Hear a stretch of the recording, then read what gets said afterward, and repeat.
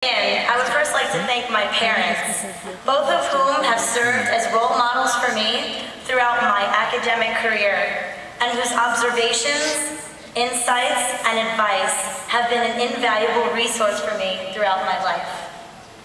I'd like to congratulate my parents, along with all the parents seated in the audience, as you no longer have to pay our tuition.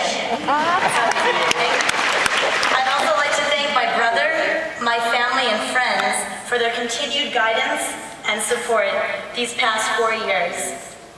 And finally, to the class of 2008, as you all were my inspiration for this speech, and it is my privilege and honor to present it to you today. I would like to take a step back to a time 4 years ago when we actually read in their entirety required books from school. One in particular was a literary piece that, unbeknownst to us at the time, truly set the stage for our career here at Stern. That book was Jan Martel's The Life of Pi. Hussein Molitar Patel, the protagonist of our story, sets out from India with his family by ship. En route, the vessel mysteriously sinks, and the self-christened Pi is stranded in a lifeboat with an orangutan, a zebra, hyena, and a 450-pound Bengal tiger. Through the tedium of the over 250-day trip, the animal passengers pass away to the point where Pi is left solely with the tiger. Pi must use his wit, strength of character, and ingenuity to work his way through the trek.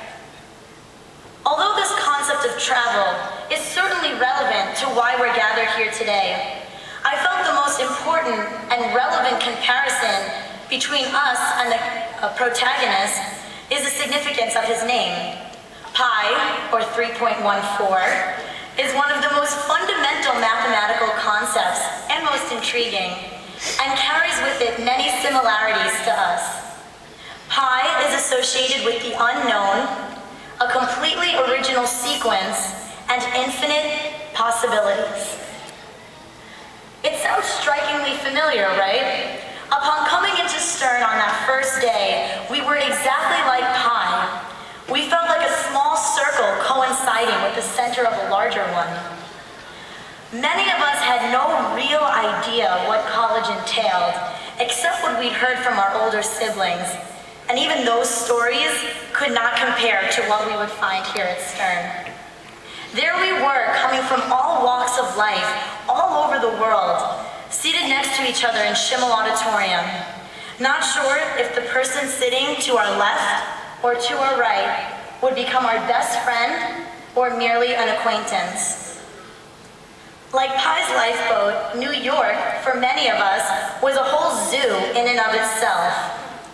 This is the city that never sleeps, and it's our parents, no less, who are sending us off to live and learn here.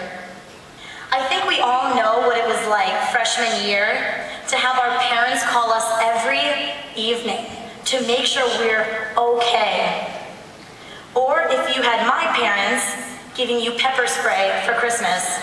But as we incorporated this city into our studies, through our free trips to local restaurants, Wall Street firms, and museums, the city wasn't so foreign to us anymore.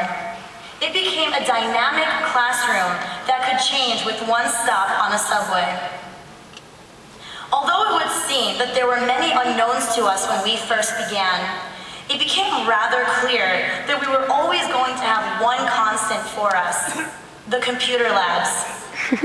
While some schools have cafeterias, quads, or even football games, here at the Leonard N. Stern School of Business, we socialize in the computer labs.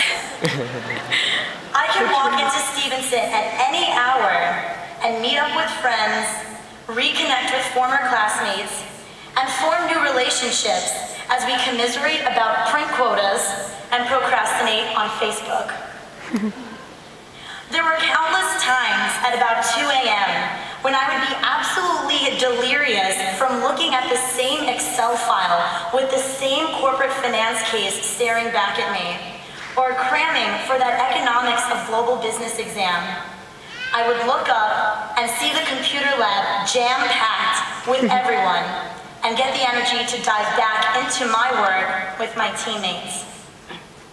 And yet, with every year, every semester, we explored our surroundings, tested our boundaries, claimed the space as our own, and fashioned the mosaic that is our college experience, our Stern experience.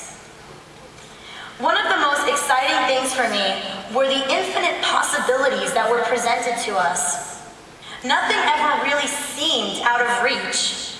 We were allowed to make mistakes and really take advantage of the learning opportunities. There are so many clubs that would allow us to start exploring our interests. We could develop leadership capabilities, work within a team, discover our own voices. We really started to take ownership of this journey and mesh all the experiences into something that we could proudly present as part and parcel of ourselves as we are all gathered here today.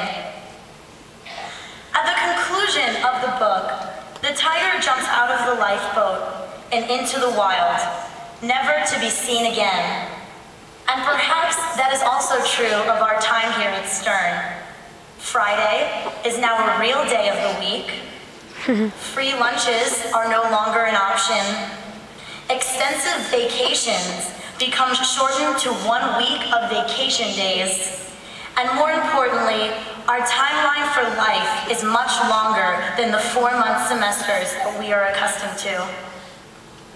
But we carry with us the memories and the lessons learned, our good, our bad, and everything in between. We could never fully prepare for what lay ahead of us while we sat next to each other in Schimmel Auditorium 4 years ago. But much like Pi, we were armed and ready with those innate characteristics that made even the most bleak of situations, such as cramming for an exam or interviewing for internships, work out for us in the end. I conclude my address to you with a quote directly from the life of Pi. To choose doubt as a philosophy of life is akin to choosing immobility as a means of transportation. Have no doubts, we are ready to graduate, get out there, and take over the world. Thank you.